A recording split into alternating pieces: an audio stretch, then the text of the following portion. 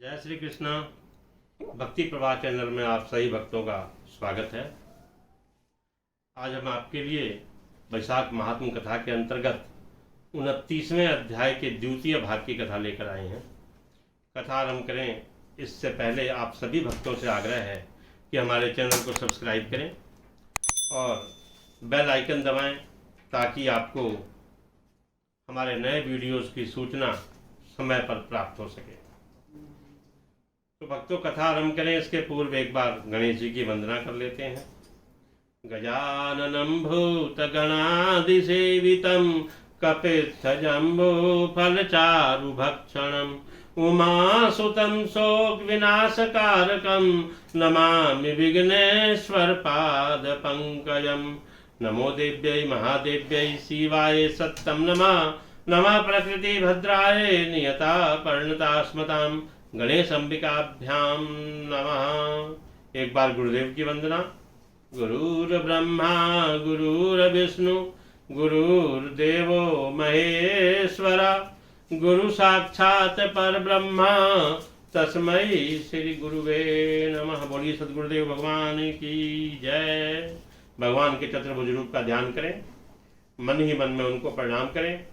शांताकारं भुजगशयनं पद्मनाभं सुरेशं विश्वाधारं गगनसदृशं मेघवर्णं शुभांगं लक्ष्मीकान्तं कमलनयनं योगिहृदयानगम्यं वन्दे विष्णु भवभयहरं सर्वलोकैकनाथं।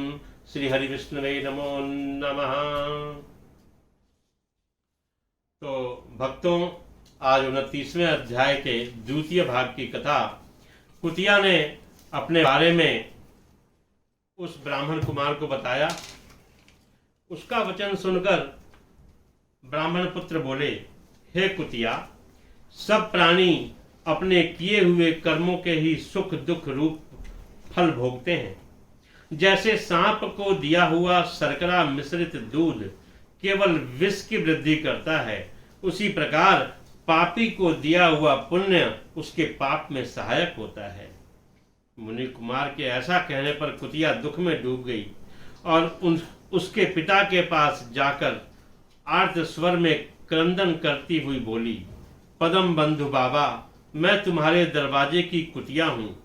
मैंने सदा तुम्हारी जूठन खाई है, मेरी रक्षा करो, मुझे बचाओ। गृहस्थ महात्मा के घर पर जो पालतू जीव रहते हैं उनका उद्धार करना चाहिए। यह वेदताओं का, विद्वानों का मत है। चांडाल, कौए, कुत्ते ये प्रतिदिन गृहस्थों के दिए हुए टुकड़े खाते हैं, अतः गृहस्थों की दया के पात्र हैं। जो अपने ही पाले हुए रोग आदि से ग्रस्त एवं असमर्थ प्राणी का उद्धार नहीं करता वह नरक में पड़ता है, ऐसा विद्वान कहते हैं। संसार की सृष्टि करने वाले भगवान विष्णु एक को कर्ता बनाकर स्वयं ही पत्नी पुत्र आदि के ब्याज से समस्त जंतुओं का पालन करते हैं, अतः अपने गोप्य वर्ग की रक्षा करनी चाहिए। जिसको आप पोसते हो, पालते हो, उसकी रक्षा आप ही को करनी है, ये भगवान की ही आज्ञा है। दुख से आतुर हुई कुतिया की बात सुनकर घर में बैठा हुआ मुनिपुत्र तुरंत घर से बाहर निकला।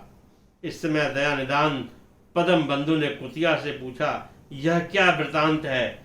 तब पुत्र ने सब समाचार कह सुनाया। उसे सुनकर पदम बंधु बोले, बेटा, तुमने कुतिया से ऐसा वचन क्यों कहा?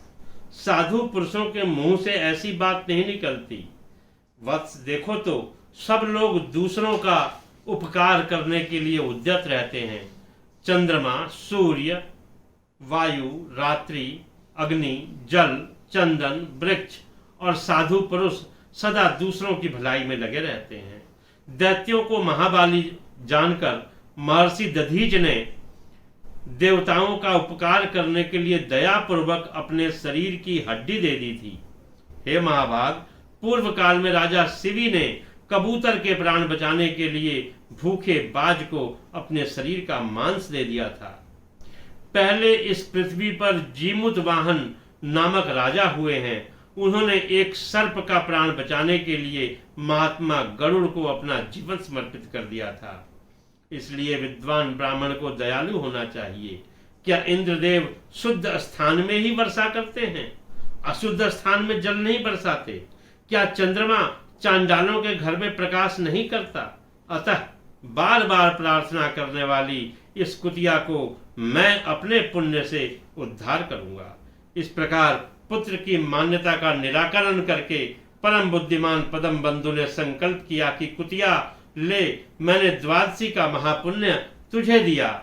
ब्राह्मण के इतना कहते ही कुतिया ने सहसा अपने प्राचीन शरीर का त्याग कर दिया और दिव्य शरीर धारण कर दिव्य वस्त्र आभूषणों से शोभायमान हो दसों दिशाओं को प्रकाशित करती हुई ब्राह्मण की आज्ञा से स्वर्ग को चली।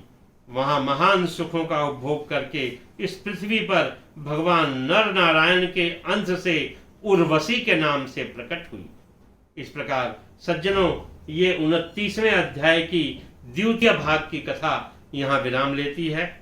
अब हम कल आपके सामने फिर 30वें अध्याय की कथा लेकर उपस्थित होंगे। तब तक के लिए श्रीमन्नारायण नारायण नारायण, भजमन नारायण नारायण नारायण, लक्ष्मी नारायण नारायण नारायण, हरि नारायण नारायण नारायण।